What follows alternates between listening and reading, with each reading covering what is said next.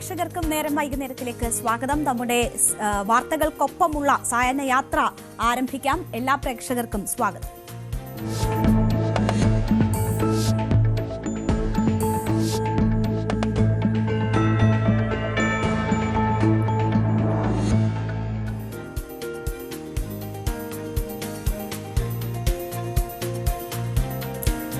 ഏറെ വൈകാരികവും വളരെ ശക്തവുമായി പ്രതികരിക്കുകയാണ് നടി ആക്രമിക്കപ്പെട്ട കേസിലെ അതിജീവിത.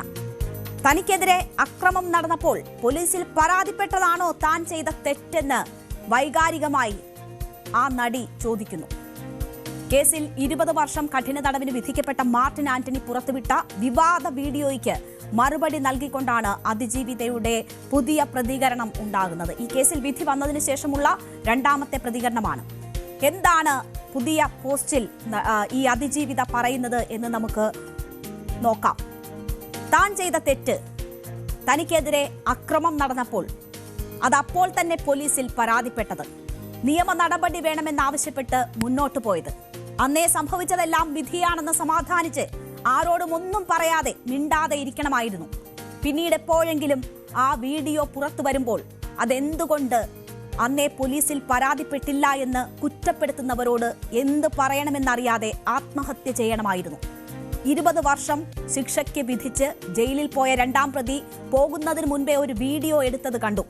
അതിൽ താനാണ് നഗ്ന വീഡിയോ എടുത്തത് എന്നതുകൂടി പറയാമായിരുന്നു. ഇത്തരം വൈകൃതങ്ങൾ പറയുന്നവരോടും പ്രചരിപ്പിക്കുന്നവരോടും നിങ്ങൾക്കോ നിങ്ങളുടെ വീട്ടിലുള്ളവർക്കോ ഈ അവസ്ഥ വരാതിരിക്കട്ടെ.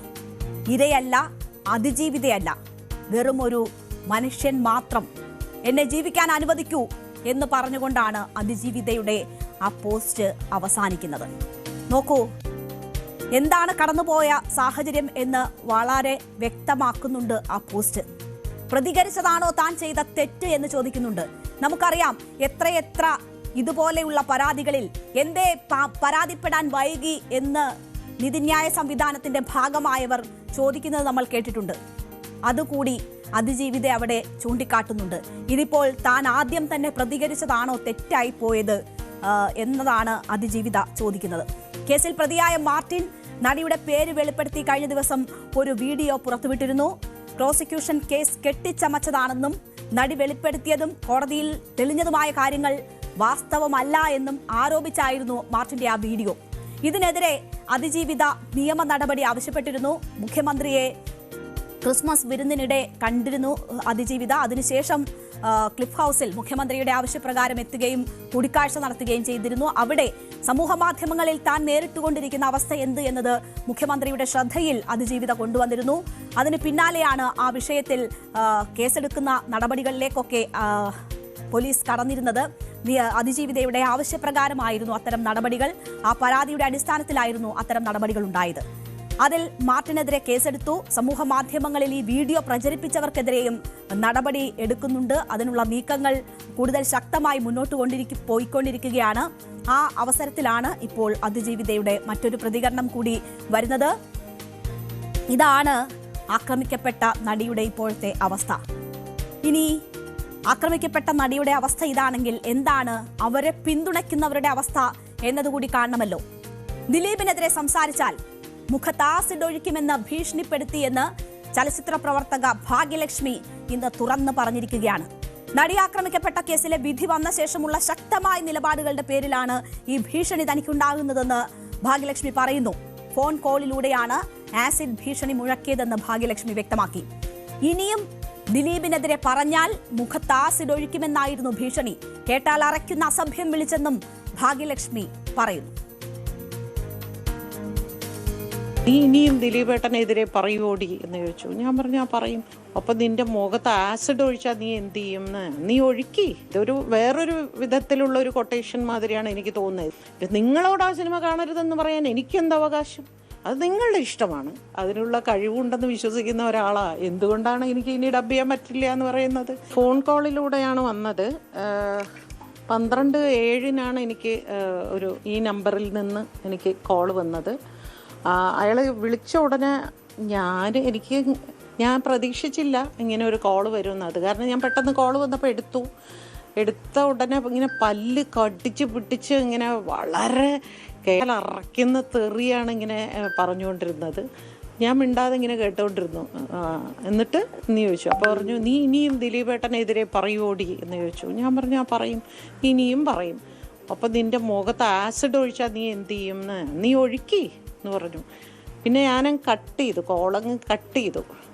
അപ്പോൾ ഒരു കഷ്ടിച്ച് കുറച്ച് സമയമേ സംസാരിച്ചുള്ളൂ. അധികം സംസാരിക്കാനുള്ളൊരു സ്പേസ് 19 സെക്കൻഡ് കോള് പോയുള്ളൂ. പിന്നെ ഞാൻ കട്ട് ചെയ്തു. കാരണം ഇവിടെ പണിക്കാർ നിൽക്കുകയാണ്. അപ്പോൾ അവരുടെ മുമ്പിൽ വെച്ച് തിരിച്ച് തെറി പറയാൻ അറിയാമെന്നിട്ടൊന്നുമല്ല, പക്ഷെ നമ്മുടെ ഒരു സംസ്കാരം അതിന് അനുവദിക്കുന്നില്ല. അപ്പോൾ ഇവിടെയൊക്കെ ആൾക്കാർ ഇരിക്കുന്നു, പണിക്കാരൊക്കെ ഉണ്ട്. അതുകൊണ്ട് ഞാൻ പിന്നെ പെട്ടെന്ന് കോള് കട്ട് ചെയ്തു. പക്ഷേ ഇതൊരു പെയ്ഡ് തന്നെയാണ്. ഇതൊരു വേറൊരു വിധത്തിലുള്ള ഒരു കൊട്ടേഷൻ മാതിരിയാണ് എനിക്ക് തോന്നുന്നത്. ഇപ്പോൾ നമ്മളെ സോഷ്യൽ മീഡിയ വഴി നമ്മളെ കുറേ പേര് തെറി വിളിക്കുന്നു. അതിന് പുറമെ ഇപ്പോൾ ഡയറക്റ്റായിട്ട് വിളിച്ചു തുടങ്ങി. തീർച്ചയായിട്ടും ഇത് വളരെ ഗൗരവമുള്ള ഒരു വിഷയം തന്നെയാണ്. ഇപ്പോൾ മറ്റുള്ളവരൊന്നും അയാൾക്കെതിരെ, സിനിമയിലുള്ള ആരും തന്നെ അയാൾക്കെതിരെ സംസാരിക്കുന്നില്ല. സിനിമയിൽ നിന്ന് ഞാൻ മാത്രമാണ് അയാൾക്കെതിരെ സംസാരിക്കുന്നത്. അപ്പോൾ മറ്റാരെയും, സാധാരണക്കാരാണ് അവളോടൊപ്പം നിൽക്കുന്ന മുഴുവനും. അപ്പോൾ സാധാരണക്കാരെയൊന്നും വിളിച്ച് ഭീഷണിപ്പെടുത്തിയിട്ട് കാര്യമില്ലല്ലോ. അതുകൊണ്ടാണ് എന്നെ ഭീഷണിപ്പെടുത്താൻ ശ്രമിക്കുന്നത്. അപ്പോൾ ആസിഡ് ഒഴിക്കും എന്ന ഭീഷണിയാണ് അതിജീവിതയെ അനുകൂലിക്കുന്ന ഭാഗ്യലക്ഷ്മിക്ക് വന്നിരിക്കുന്നത്. ഫോൺ വിളിച്ച നമ്പർ സഹിതം പോലീസിൽ പരാതി നൽകും എന്നതാണ് ഭാഗ്യലക്ഷ്മി വ്യക്തമാക്കിയിട്ടുള്ളത്. അതിനുള്ള നടപടികൾ തുടങ്ങിക്കഴിഞ്ഞു. മുൻപും ഇത്തരത്തിലുള്ള ഭീഷണി ലഭിച്ചിട്ടുണ്ട് ഭാഗ്യലക്ഷ്മിക്ക്. അപ്പോഴൊക്കെ പോലീസിൽ പരാതി നൽകിയിട്ടുണ്ട്. അങ്ങനെ പരാതി നൽകിയിട്ടും യാതൊരു നടപടികളും ഉണ്ടായിട്ടില്ല എന്നതുകൂടി അവർ ചൂണ്ടിക്കാണിക്കുന്നുണ്ട്. നടി ആക്രമിക്കപ്പെട്ട കേസിലെ വിധി വന്ന ശേഷം നീതി പൂർണ്ണമായില്ലെന്ന നിലയിലുള്ള പ്രതികരണങ്ങൾ അതിജീവിതയുടെ ഭാഗത്തു നിന്ന് വളരെ ശക്തമായി ഉണ്ടായി. അതിജീവിതയെ അനുകൂലിക്കുന്നവരുടെ ഭാഗത്തു നിന്നും ഉണ്ടായി. ആ പ്രതികരണങ്ങളിലെ പ്രകോപനമാണ് ഈ ഭീഷണിക്ക് കാരണം എന്നത് വ്യക്തവുമാണ്.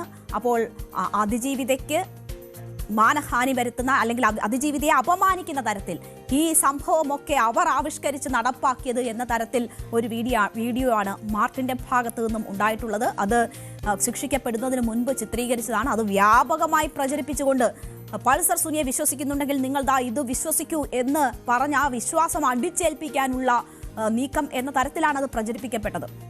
അതിന് പിന്നാലെയാണ് ഇപ്പോൾ ഇതുപോലെ ആസിഡ് ഒഴിക്കും എന്നതുൾപ്പെടെയുള്ള ഭീഷണികൾ അതിജീവിതയെ അനുകൂലിച്ച് സംസാരിക്കുന്നവരോടുമൊക്കെ നടത്തുന്നത്. എന്താണ് ഇവരൊക്കെ കരുതുന്നത് എന്നത് മനസ്സിലാകുന്നില്ല. അപമാനിച്ചും ഭയപ്പെടുത്തിയും ഇല്ലാതാക്കാനുള്ള ശ്രമങ്ങളാണ് ഇപ്പോൾ നടന്നുകൊണ്ടിരിക്കുന്നത്. ധീരയായി നീതിക്ക് വേണ്ടി പൊരുതിയ ദക്ഷിണേന്ത്യയിലെ തന്നെ ഏറ്റവും പ്രമുഖ നടിമാരിൽ ഒരാളായ നടിയാണ്. അതുപോലെ തന്നെ ഏറ്റവും പ്രശസ്തമായ ഒരു ഡബ്ബിംഗ് ആർട്ടിസ്റ്റാണ്. അവർക്കാണ് ഈ ഗതിയെങ്കിൽ എന്താകും സാധാരണക്കാരുടെ അവസ്ഥ, പ്രതികരിക്കാതിരിക്കുന്നവരുടെ അവസ്ഥ എന്നത് നമുക്ക് ഊഹിക്കാൻ പോലും പറ്റില്ല. ഇത് അധികാരികൾ കാണേണ്ടതാണ്. ഇതിനോടകം തന്നെ നടിക്കൊപ്പമാണ് എന്ന സന്ദേശം നമ്മുടെ സമൂഹം നൽകിക്കഴിഞ്ഞു. നമ്മുടെ ഭരണ സംവിധാനവും അത് നൽകിക്കഴിഞ്ഞിരിക്കുന്നു. ഈ കാര്യങ്ങൾ കൂടി അധികാരികൾ കാണണം. സ്ത്രീകൾക്ക് ഇവിടെ നീതി വേണം. അവർക്ക് ഭയരഹിതമായി ജീവിക്കാൻ കഴിയണം. നിയമ പോരാട്ടത്തിൽ നിന്ന് പിന്തിരിപ്പിക്കാനുള്ള ഇത്തരം ഹീനമായ പ്രവൃത്തികൾ, ഇങ്ങേയറ്റം ഉള്ള ഒരു കോടതിയിൽ നിന്ന് കിട്ടിയ അനുകൂല നടപടികളിലാണ് ഇപ്പോൾ ഇത്രയധികം ക്യാമ്പയിനുകൾ നടക്കുന്നത്, ഭീഷണികൾ ഉയരുന്നത്. നീതിക്ക് വേണ്ടി ഇനി ഏറെ ദൂരം പോകാനുണ്ട്. അപ്പോൾ ആ സമയത്തൊക്കെ സുരക്ഷയും സംരക്ഷണവും ഒരുക്കണം. സ്ത്രീകൾക്ക് നീതി വേണം. അതിന് നമ്മുടെ സംവിധാനങ്ങൾ അവർക്കൊപ്പം നിൽക്കണം. സമൂഹത്തിനും ആ ഉത്തരവാദിത്തമുണ്ട്. ഒരു ഇരയ്ക്ക് ആവർത്തിച്ച് നീതി നിഷേധത്തെക്കുറിച്ച് പറയേണ്ടി വരുന്നുവെങ്കിൽ അത് നമ്മുടെ സംവിധാനങ്ങളുടെ പോരായ്മയാണ്, നമ്മുടെ സമൂഹത്തിന്റെ പോരായ്മയാണ്. അവർക്കൊപ്പം നിൽക്കുക എന്നത് നമ്മുടെ ഉത്തരവാദിത്തമാണ്. അപ്പോൾ ഓരോരുത്തരും ആ ഉത്തരവാദിത്തം അറിഞ്ഞ് പെരുമാറുക തന്നെ വേണം.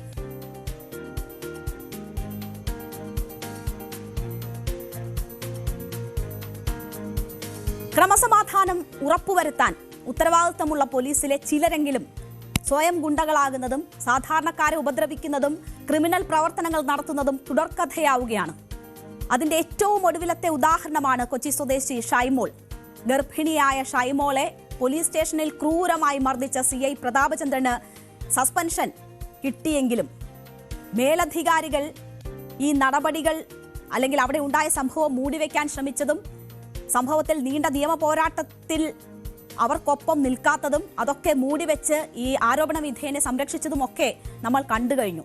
വലിയ നിയമ പോരാട്ടത്തിലൂടെയാണ് അവർക്ക് ഇതുവരെയെങ്കിലും കാര്യങ്ങൾ എത്തിക്കാനായത്. തുടർന്നും കഠിനമായ ഈ കേസിൽ കേസെടുത്ത് അന്വേഷണം വേണം എന്നതാണ് അവർ ആവശ്യപ്പെടുന്നത്. ശിക്ഷ ഉറപ്പാക്കണം എന്നതാണ് ആവശ്യപ്പെടുന്നത്. തുടർന്നും നിയമ പോരാട്ടത്തിനാണ് അവരുടെ നീക്കം. ഷൈമ ഇപ്പോൾ തന്നെ കോടതിയെ സമീപിച്ചു എന്ന വിവരങ്ങൾ കൂടിയാണ് നമുക്ക് ലഭിക്കുന്നത്. അപ്പോൾ എന്താണ് ഇതിലേക്കൊക്കെ നയിച്ച സംഭവം എന്നതുകൂടി നമുക്ക് വിശദമായി നോക്കാം. പൊതുസ്ഥലത്തെ പോലീസ് മർദ്ദനം മൊബൈലിൽ ചിത്രീകരിച്ചതിന് ആണ് ഇവരുടെ ഭർത്താവിനെ കസ്റ്റഡിയിലെടുക്കുന്നത്. ഈ യുവാവിനെ തിരക്കി ഗർഭിണിയായ ഭാര്യ പോലീസ് സ്റ്റേഷനിൽ എത്തുന്നു. അവിടെ വെച്ചിട്ടാണ് CI പ്രതാപചന്ദ്രൻ അവരെ ക്രൂരമായി മർദ്ദിച്ചത്. 2024 ജൂൺ 20 നടന്ന മർദ്ദനത്തിന്റെ വീഡിയോ ദൃശ്യങ്ങൾ പുറത്തു വന്നതിന് പിന്നാലെയാണ് ഇപ്പോൾ പ്രതാപചന്ദ്രനെതിരെ ഈ നടപടി ഉണ്ടായിരിക്കുന്നത്. കൊച്ചി സ്വദേശി ഷൈമോൾക്കാണ് പോലീസിന്റെ ഈ ക്രൂരമായ നടപടി നേരിടേണ്ടി വന്നത്. ഹൈക്കോടതിയുടെ ഉത്തരവ് പ്രകാരമാണ് ഈ പോലീസ് സ്റ്റേഷനിൽ എന്താണോ നടന്നത് ആ CCTV ദൃശ്യങ്ങൾ പരാതിക്കാരിക്ക് പോലീസ് കൈമാറിയത്. മഫ്തിയിൽ പോലീസ് ഉദ്യോഗസ്ഥർ പൊതു ഇടത്ത് വെച്ച് 2 പേരെ മർദ്ദിക്കുന്നത് ഇവരുടെ ഭർത്താവ് ഫോണിൽ പകർത്തിയിരുന്നു. തുടർന്ന് പോലീസ് ഇയാളെ പിടികൂടി എറണാകുളം നോർത്ത് പോലീസ് സ്റ്റേഷനിൽ എത്തിച്ചു. സംഭവം അറിഞ്ഞ് ഈ ഭർത്താവിനെ അന്വേഷിച്ച് ഭാര്യയായ ഈ യുവതി സ്റ്റേഷനിലെത്തി. അവിടെ വെച്ചിട്ടാണ് SHO പ്രതാപചന്ദ്രൻ ഇവരെ മർദ്ദിക്കുന്നത്. യൂണിഫോം ധരിക്കാത്ത പോലീസ് ഉദ്യോഗസ്ഥരാണ് സ്റ്റേഷനിൽ അക്രമം നടത്തിയത്. യുവതിയെ നെഞ്ചിൽ പിടിച്ചു തള്ളുന്നത് നമുക്ക് കാണാം. അവരെ മുഖത്തടിക്കുന്നതും വീഡിയോയിൽ കൃത്യമായി തന്നെ കാണാം. തുടർന്ന് കൂടുതൽ അക്രമത്തിന് മുതിർന്ന SHOയെ മറ്റുദ്യോഗസ്ഥർ പിടിച്ച് മാറ്റുകയായിരുന്നു. അല്ലായിരുന്നുവെങ്കിൽ എന്തൊക്കെ ചെയ്യുമായിരുന്നു എന്നറിയില്ല. മർദ്ദനത്തിന്റെ വീഡിയോ ദൃശ്യങ്ങൾക്കായി 1 വർഷത്തോളം ഈ യുവതിക്കും ഭർത്താവിനും നിയമ പോരാട്ടം നടത്തേണ്ടി വന്നു. പരാതി നൽകിയപ്പോൾ യുവതി SHOയെ മർദ്ദിച്ചു എന്നാണ് പോലീസ് കള്ളക്കഥ മെനഞ്ഞത്. തുടർന്ന് കോടതിയെ സമീപിച്ചപ്പോൾ CCTV ദൃശ്യങ്ങൾ ഇവർക്ക് ലഭിച്ചു.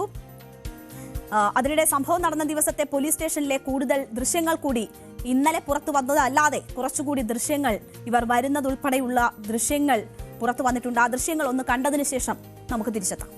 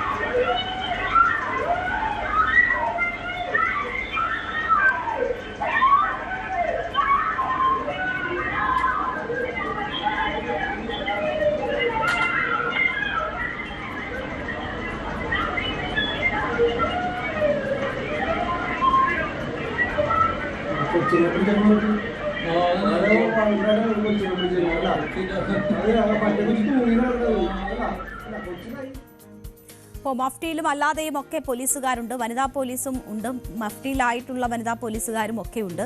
അവരെല്ലാവരും കൂടി കാട്ടിക്കൂട്ടുന്നത് നമ്മൾ ആ ദൃശ്യങ്ങളിൽ കാണുകയാണ്. 2 കൈക്കുഞ്ഞുമായാണ് നിസ്സഹായയായ ആ സ്ത്രീ അവിടേക്ക് എത്തുന്നത്. അവരുടെ ഭർത്താവ് ചെയ്ത വലിയ കുറ്റമെന്ന് പറയുന്നത് ഒരു പോലീസ് ഒരു യുവാവിനെ മർദ്ദിക്കുന്ന ദൃശ്യങ്ങൾ മൊബൈലിൽ പകർത്തി എന്നതാണ്. അപ്പോൾ അതാണ് ഇത്രയധികം ചൊടിപ്പിക്കുന്ന സ്ഥിതി ഉണ്ടായത്. ആ യുവാവിനെ ക്രൂരമായി മർദ്ദിക്കുന്നുണ്ട്. അയാളെ അന്വേഷിച്ചെത്തിയ ആ ഭാര്യയെയും അതിക്രൂരമായി മർദ്ദിക്കുന്നു. 2 കൈക്കുഞ്ഞുങ്ങളുമായി വന്ന ഗർഭിണിയായ സ്ത്രീയാണ്. അവരോടാണ് ഈ രീതിയിലുള്ളൊരു പെരുമാറ്റം ഉണ്ടാകുന്നത്. ആ ക്രൂരനായ SHO പ്രതാപചന്ദ്രനെതിരായ നടപടി സസ്പെൻഷനിൽ ഒതുക്കരുത് എന്നതാണ് പരാതിക്കാരി പറയുന്നത്. സർവീസിൽ നിന്ന് പിരിച്ചുവിടണമെന്നും സ്ത്രീത്വത്തെ അപമാനിച്ചതിന് കേസെടുക്കണമെന്നും ഷൈമോളും ഭർത്താവും ആവശ്യപ്പെടുന്നു. ഞാൻ ഞാൻ ആക്രമിക്കാൻ ചെല്ലണം എങ്ങനെ? എൻ്റെ കുഞ്ഞുങ്ങൾ എളിയിരിക്കുക, ഒരു വർഷം എനിക്ക് ആക്രമിക്കാൻ പറ്റത്തില്ല. ഞാൻ കരഞ്ഞ് ഓർക്കെ നിലവിളിച്ചല്ലാണ്ട് അവിടെ ഒന്നും ചെയ്തിട്ടെന്നുള്ള തെളിവ് എൻ്റെ കയ്യിലുള്ളപ്പോൾ എനിക്ക് ആരും ഭയക്കേണ്ട കാര്യമില്ല. അവിടെ ചെന്നിട്ട് തിരിച്ചു പോരുന്നോടം വരെയുള്ള പ്രൂഫ് എൻ്റെ കയ്യിലുണ്ട്. അത് ഞാൻ ഇന്ന് കോടതിയിൽ ഹാജരാക്കും. വനിതാ പോലീസുകാരെല്ലാവരും വളരെ മോശമായിട്ടാണ് അയാളുടെ പക്ഷം ചേർന്നിട്ടാണ് നിന്നത്. 2 പോലീസ് ഉദ്യോഗസ്ഥർ മാത്രം ഉണ്ടായിരുന്നു പിടിച്ചു മാറ്റി, എന്നെ ഉപദ്രവിച്ചപ്പോൾ പിടിച്ചു മാറ്റി കൊണ്ടുപോയതൊക്കെ. നടപടിയിൽ സംതൃപ്തിയാണോ?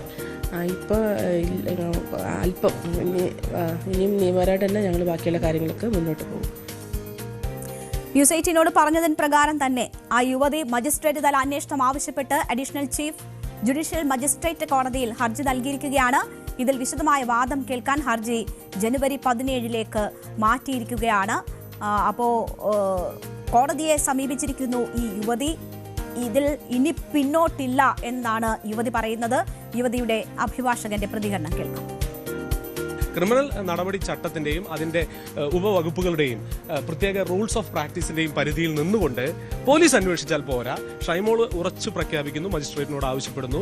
മജിസ്ട്രേറ്റ് നേരിട്ട് പ്രതിക്ക് നോട്ടീസ് അയച്ചു കൊടുത്ത് ഈ സ്വാൺ സ്റ്റേറ്റ്മെന്റുകൾക്കും തെളിവുകൾക്കും അധിഷ്ഠിതമായിക്കൊണ്ട് പ്രതിയായ CI പ്രതാപ് ചന്ദ്രൻ ഇപ്പോൾ സസ്പെൻഷനിൽ, അദ്ദേഹത്തെ പ്രതിയായി ഒരു ക്രിമിനൽ പ്രോസിക്യൂഷൻ ബഹുമാനപ്പെട്ട അഡീഷണൽ CJM കോടതിയിൽ നടത്തണമെന്നാണ് ഷൈമോൾ ആവശ്യപ്പെടുന്നത്. തുടർ നടപടികൾ ACJM കോടതിയിൽ മുന്നോട്ട് പോകും. അതേസമയം സ്റ്റേറ്റ് വലിയൊരു തുക കോമ്പൻസേഷനായി നൽകാൻ മാത്രം ഉതകുന്ന തെളിവുകളാണ് ഇപ്പോൾ വന്നിരിക്കുന്നത്. അതിന്റെ നടപടികളുമായിട്ട് ഹൈക്കോടതിയിലും ഷൈമോള് മുന്നോട്ട് പോകും. അപ്പോ ആ പോലീസ് സ്റ്റേഷനിൽ ആരും തങ്ങൾക്ക് അനുകൂലമായി പെരുമാറിയില്ല എന്നതാണ് പറയുന്നത്. വനിതാ പോലീസുകാർ പോലും അവരുടെ ഉത്തരവാദിത്വം എന്തു എന്നത് മറന്നു എന്നതാണ് പറയുന്നത്. ആ പോലീസുകാരനൊപ്പം ചേർന്ന് മർദ്ദിച്ചു എന്നതാണ് അവർ സൂചിപ്പിക്കുന്നത്. പ്രതാപചന്ദ്രൻ, അയാളുടെ ആ ബോഡി ലാംഗ്വേജ് കണ്ടാൽ നമുക്ക് മനസ്സിലാകും ഒരു ക്രിമിനലിന്റെ മനോഭാവത്തോടു കൂടിയാണ് ആ സ്ത്രീയെ അയാൾ മുഖത്തടിക്കുന്നത്. സേനയിലെ സ്ഥിരം പ്രശ്നക്കാരനാണ് ഇയാളെന്ന് തെളിയിക്കുന്ന നിരവധി പരാതികളും ഈ സംഭവം, ഈ ദൃശ്യങ്ങൾ പുറത്തു വന്നതിന് ശേഷം പുറത്തേക്ക് വരികയാണ്. 2023 തന്നെ പ്രതാപചന്ദ്രൻ മർദ്ദിച്ചുവെന്ന പരാതിയുമായി സ്വിഗ്ഗി ജീവനക്കാരനായ റെനീഷാണ് രംഗത്ത് വന്നത്. ഒരു ഉച്ചയ്ക്ക് ഫുഡ് കഴിക്കാനുള്ള ടൈമായി കഴിഞ്ഞപ്പോഴേക്കും ഭയങ്കര വെയിലായിരുന്നു. അപ്പോൾ അവിടെ നിന്ന് വെള്ളം കുടിച്ചിട്ട് നേരെ അവിടെ കുറേ പേര് ഇരിക്കാറുണ്ട് ആ പാലത്തിൻ്റെ അടിയിലായിട്ട്. അപ്പോൾ ഞാൻ അവിടെ ഇരുന്ന് കഴിഞ്ഞപ്പോൾ കുറച്ച് കഴിഞ്ഞപ്പോൾ 2 പേര് വന്നിട്ട് പറഞ്ഞ് ചൂരലുകൊണ്ടാണ് വന്നത്, പിന്നെ തട്ടിയിട്ട് എഴുന്നേക്കാൻ പറഞ്ഞു. അപ്പോൾ ഞാൻ എഴുന്നേറ്റ്. അപ്പോൾ മനസ്സിലായി ചിലപ്പോൾ പോലീസുകാർ മഫ്തിയിലായിരിക്കും എന്ന് വിചാരിച്ച് എഴുന്നേറ്റ് എന്താ ഇവിടെ ഇരിക്കണമെന്ന് ചോദിച്ചാൽ ഞാൻ പറഞ്ഞു ഇതുപോലെ വെയിലായി പോന്നിരുന്നാന്ന് പറഞ്ഞു. അപ്പോഴേക്കാണ് ഈ SHO പ്രതാപചന്ദ്രൻ വന്നത്. എന്നിട്ട് പറഞ്ഞു നിൻ്റെ പേരെന്താണെന്ന് ചോദിച്ചു. ഞാൻ റിനീഷ് എന്ന് പറഞ്ഞു. അപ്പോൾ നിൻ്റെ വീട് എവിടെയെന്ന് ചോദിച്ചാൽ നമ്മൾ കാക്കനാടാന്ന് പറഞ്ഞു. കാക്കനാടുള്ളവൻ എന്തിനാ എറണാകുളത്ത് തന്നെയെന്ന് ചോദിച്ചു. നമ്മൾ എനിക്കറിയില്ലായിരുന്നു ഇങ്ങനെ വരാൻ പാടില്ല എന്നുള്ള കാര്യം, ഇവിടെ ഇരിക്കാൻ പാടില്ല എന്നുള്ള കാര്യം എനിക്കറിയാൻ പാടില്ലായിരുന്നു എന്ന് പറഞ്ഞു. എൻ്റെ ഹെഡ്സെറ്റ് എടുക്കാൻ പറഞ്ഞു പുറത്തേക്ക്. അപ്പോൾ ഇങ്ങനെ പോക്കറ്റിൽ ഇങ്ങനെ തള്ളിക്കണേ. അപ്പോൾ ഹെഡ്സെറ്റിൻ്റെ കവർ എടുക്കുന്ന സമയത്താണ് ലാത്തിക്ക് തന്നെ അടിച്ചത്. ഞാൻ പറഞ്ഞു ലാത്തി പെട്ട് അയാളുടെ ലാത്തി ഒടിഞ്ഞ്. അപ്പോൾ ഞാൻ പറഞ്ഞു എന്തിനാ സാറേ എന്നെ തല്ലണേന്ന് വെച്ചപ്പോൾ മുഖത്തോട്ട് ഒറ്റടി അടിച്ച്. ഞാൻ പറഞ്ഞു സാറേ എനിക്ക് വിഷമമുണ്ട്, കാരണം കുറേ പേര് നോക്കുന്നുണ്ട്, സങ്കടം വന്നിട്ടുണ്ടെന്ന് പറഞ്ഞാൽ വീണ്ടും അടിച്ചു തന്നെ. അപ്പോൾ എന്ത് വൈരാഗ്യമുള്ള രീതിയിലായിരുന്നു തല്ലിക്കൊണ്ടിരുന്നത്. അപ്പോൾ ഞാൻ പറഞ്ഞു സാറേ ആ മുഖത്തിട്ട് തന്നെ നല്ല മുഷ്ടി ചുരുട്ടിയിരുന്നത് ഇടിച്ചുകൊണ്ടിരിക്കണത്. അപ്പോൾ ഞാൻ പറഞ്ഞു നോക്കൂ എങ്ങനെയൊക്കെയാണ് ഒരു പ്രകോപനവുമില്ലാതെ ആളുകളുടെ മുഖത്തടിക്കുന്നത് ശീലമാക്കിയിരിക്കുന്നു പ്രതാപചന്ദ്രൻ എന്ന് വേണം ആ റിനീഷിന്റെ പരാതി അല്ലെങ്കിൽ റിനീഷ് പറയുന്നത് കേൾക്കുമ്പോൾ മനസ്സിലാക്കാൻ. പാലക്കാട് സ്വദേശിയായ യുവ നടനും പ്രതാപചന്ദ്രനെതിരെ രംഗത്തെത്തി. കിങ് ഓഫ് കൊത്ത എന്ന ഷൂട്ടിംഗ് സമയത്ത് കള്ളക്കേസിൽ കുടുക്കി ക്രൂരമായി മർദ്ദിച്ചു എന്നതാണ് ഇയാൾ പരാതിപ്പെടുന്നത്. ഞങ്ങളുടെ വണ്ടികൾ ഇവർ സ്റ്റേഷനിലേക്ക് എടുത്ത് കൊണ്ടുവന്ന് നിൽക്കാം. എന്നിട്ട് ഞങ്ങൾ വണ്ടി അവിടെ നിന്ന് കട്ടുകൊണ്ട് വന്നാന്നുള്ള രീതി അത് മോഷ്ടിച്ച വണ്ടിയാന്നൊക്കെ പറഞ്ഞിട്ട്. അപ്പോൾ ഞങ്ങൾ പറഞ്ഞു വണ്ടിയുടെ പേപ്പേഴ്സൊക്കെ ക്ലിയർ ആണ്, സാറിന് വേണമെന്നുണ്ടെങ്കിൽ ഞാൻ പറഞ്ഞിട്ട് വിശ്വാസമാണെങ്കിൽ സാറിന് പരിവാഹനം ചെക്ക് ചെയ്യാമെന്നാണ് പറഞ്ഞത്. ഇവർ അതൊന്നും സമ്മതിക്കില്ല, ഇതിലൊന്നും പരിവാഹനം ചെക്ക് ചെയ്യില്ല ഞങ്ങളുടെ പരിപാടി എന്നൊക്കെ പറഞ്ഞിട്ട് ഇവർ കുറേ കഴിഞ്ഞപ്പോൾ ഈ ഡ്രഗ്സ് യൂസ് ചെയ്യാതെ നമ്മൾ നിരവധി പരാതികളാണ് പ്രതാപചന്ദ്രനെതിരെ ഇങ്ങനെ ഉയരുന്നത്. കേരളത്തിൽ കേട്ടുകേൾവിയില്ലാത്ത പോലീസ് അതിക്രമങ്ങളാണ് LDF ഭരണത്തിൽ നടക്കുന്നതെന്നാണ് പ്രതിപക്ഷ നേതാവ് VD സതീശൻ പറഞ്ഞത്. ഒരു പോലീസ് സ്റ്റേഷനിൽ നടക്കുന്ന വിഷയങ്ങൾ അറിയാത്തയാൾ ആഭ്യന്തരമന്ത്രി പദത്തിൽ തുടരുന്നത് എങ്ങനെയെന്ന് പ്രതിപക്ഷ നേതാവ് ചോദിക്കുന്നു. ഗർഭിണിയുടെ കർണത്തടിച്ച ഉദ്യോഗസ്ഥനെ സംരക്ഷിക്കാൻ ഇടപെടലുകൾ ഉണ്ടായോ എന്ന് ചോദിച്ച VD സതീശൻ കേരളം ഭരിക്കുന്നത് തീവ്ര വലതുപക്ഷ സർക്കാരാണ് എന്നും ആരോപിച്ചു. അതിക്രമം ഒരു ഭർത്താവിനെ പിടിച്ചുകൊണ്ടുപോയി നിസാരമായ ഒരു കാര്യത്തിന് ക്രൂരമായി പോലീസ് സ്റ്റേഷനിൽ വെച്ച് മർദ്ദിക്കുന്നത് അറിഞ്ഞ ഗർഭിണിയായ ഭാര്യയാണ് കുഞ്ഞുങ്ങളുമൊത്ത് പോലീസ് സ്റ്റേഷനിൽ വന്നത്. അവരുടെ മുമ്പിൽ വെച്ചും ഭർത്താവിനെ മർദ്ദിക്കുന്നത് കണ്ടാണ് അവർ ബഹളം ഉണ്ടാക്കിയത്. അപ്പോൾ അവരോടും ക്രൂരമായിട്ടാണ് അവരെയും മർദ്ദിച്ചത്. ഇത് കേട്ടുകേൾവി പോലും ഇല്ലാത്തൊരു കാര്യമാണ്. ഒരു ഗർഭിണിയായ സ്ത്രീയെ, കുഞ്ഞുങ്ങളുമായി വന്ന സ്ത്രീയെ ഒരു പോലീസ് ഉദ്യോഗസ്ഥൻ ക്രൂരമായി മർദ്ദിക്കുന്നു. ഇത് 2024 ഈ പരാതി ആഭ്യന്തര വകുപ്പിന്റെ ചുമതലയിലുള്ള മുഖ്യമന്ത്രിയുടെ കയ്യിൽ കിട്ടിയതാണ്. അതിനെക്കുറിച്ച് ഒരു നടപടിയും എടുക്കാതെയാണ്. തീർച്ചയായും നടപടിയെടുക്കാത്ത കാര്യം കൂടിയാണ് പ്രതിപക്ഷ നേതാവ് ചൂണ്ടിക്കാട്ടുന്നത്. കേരള പോലീസിന് ഭ്രാന്ത് പിടിച്ചെന്നാണ് കൊച്ചിയിലെ സംഭവം പുറത്തു വന്നതിന് ശേഷം കോൺഗ്രസ് നേതാവ് രമേശ് ചെന്നിത്തല പ്രതികരിച്ചത്. അക്രമ സംഭവങ്ങൾ നിരവധിയാകുന്നുവെന്നും മുഖ്യമന്ത്രിക്ക് പോലീസിന് മേലുള്ള നിയന്ത്രണം നഷ്ടപ്പെട്ടുവെന്നും രമേശ് ചെന്നിത്തല വിമർശിക്കുകയാണ്. ഇവിടെ നമ്മൾ കാണേണ്ടത് പ്രതാപചന്ദ്രൻ എന്ന ഒരു പോലീസിലെ ക്രിമിനൽ ഉദ്യോഗസ്ഥന് മാത്രം പറ്റിയ വീഴ്ചയല്ല ഇത്. ഈ സംഭവം നടക്കുമ്പോൾ അവർ അന്ന് തന്നെ പ്രതികരിക്കുന്നുണ്ട്. തുടർന്നുള്ള ദിവസങ്ങളിൽ അവർ മുഖ്യമന്ത്രിക്ക് ഉൾപ്പെടെ പരാതി നൽകുന്നുണ്ട്. പക്ഷേ ആ പരാതി കിട്ടിയിട്ടും അതിൽ നടപടികൾ ഉണ്ടായിട്ടില്ല എന്നതാണ് യാഥാർത്ഥ്യം.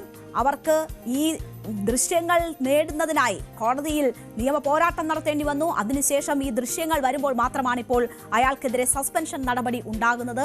അതാണ് വലിയ വിമർശനത്തിന് ഇടയാക്കുന്നത്. ഈ മേൽത്തട്ടിൽ അന്വേഷണം നടന്ന ഇടങ്ങളിലൊക്കെ പ്രതാപചന്ദ്രനെ സംരക്ഷിക്കാൻ വേണ്ടി നമ്മുടെ സംവിധാനം ശ്രമിച്ചിരിക്കുന്നു.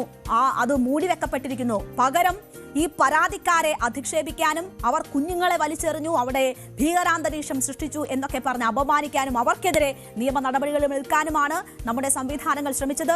പോലീസിൽ ഒറ്റപ്പെട്ട ഇത്തരം സംഭവങ്ങൾ ഉണ്ടെങ്കിൽ അവിടെ കുറ്റക്കാർക്കെതിരെ നടപടിയെടുത്ത് തിരുത്തൽ നടത്തിയാണ് മുന്നോട്ട് പോകേണ്ടത്. പക്ഷേ അതിവിടെ ഉണ്ടായില്ല എന്നതാണ് ഇതിന്റെ ഗൗരവം വർദ്ധിപ്പിക്കുന്നത്. മുഖ്യമന്ത്രിയുടെ ഗൺമാനും സുരക്ഷാ സംഘത്തിലുള്ളവരും ചേർന്ന് യൂത്ത് കോൺഗ്രസ് KSU നേതാക്കളെ മർദ്ദിച്ച സംഭവം നമ്മൾ കണ്ടതാണ്. അപ്പോൾ ആക്രമിക്കാൻ വന്നപ്പോൾ ഗൺമാൻ ഇടപെട്ടത് സ്വാഭാവികം എന്ന് നിസാരവൽക്കരിക്കുകയാണ് മുഖ്യമന്ത്രി ചെയ്തത്. കുന്നംകുളത്ത് യൂത്ത് കോൺഗ്രസ് നേതാവിനെ പോലീസുകാർ ക്രൂരമായി മർദ്ദിക്കുന്ന ദൃശ്യങ്ങൾ ഇതുപോലെ പുറത്തു വന്നിരുന്നു. അതും കോടതിയിൽ നിന്ന് ആണ് ആ ദൃശ്യങ്ങൾ സ്വന്തമാക്കിയത്. യൂത്ത് കോൺഗ്രസ് ചൊവ്വന്നൂർ മണ്ഡലം പ്രസിഡന്റ് സുജിത് VS-നായിരുന്നു അന്ന് മർദ്ദനമേറ്റത്. 2 വർഷങ്ങൾക്ക് മുമ്പ് ഉണ്ടായ സംഭവം. അത് പിന്നീട് നിയമ പോരാട്ടം നടത്തിയ ദൃശ്യങ്ങൾ വാങ്ങിയാണ് പിന്നീട് അതിൽ അന്വേഷണവും നടപടികളും ഉണ്ടാകുന്നത്. പോലീസ് സ്റ്റേഷനുകൾ ഇടിമുറികളാകുന്നുണ്ടെങ്കിൽ, പോലീസുകാർ സ്ത്രീകളെ ഉൾപ്പെടെ ഈ രീതിയിൽ കൈകാര്യം ചെയ്യുന്നുണ്ടെങ്കിൽ, പരാതിപ്പെട്ടിട്ടും നടപടി ഉണ്ടായിട്ടില്ലെങ്കിൽ ആ സിസ്റ്റത്തിന് പ്രശ്നങ്ങൾ ഉണ്ട് എന്ന് തന്നെയാണ് അത് വ്യക്തമാക്കുന്നത്. അതുമായി ബന്ധപ്പെട്ടവർ, അധികാരികൾ ശ്രദ്ധിക്കേണ്ടുന്ന വിഷയമാണ്. അവർക്കാണ് അതിന്റെ ഉത്തരവാദിത്വം. അവിടെ പോരായ്മ ഉണ്ടെങ്കിൽ, ആ സിസ്റ്റം ശരിയായി വർക്ക് ചെയ്യുന്നില്ലെങ്കിൽ, അത് നീതി ഉറപ്പാക്കുന്നില്ലെങ്കിൽ അതിന്റെ തലപ്പത്തുള്ളവർക്കൊക്കെ തന്നെയാണ് അതിന്റെ ഉത്തരവാദിത്വവും. അവരിലേക്ക് കൂടി വിരൽ ചൂണ്ടുന്നതാണ് ഈ സംഭവം.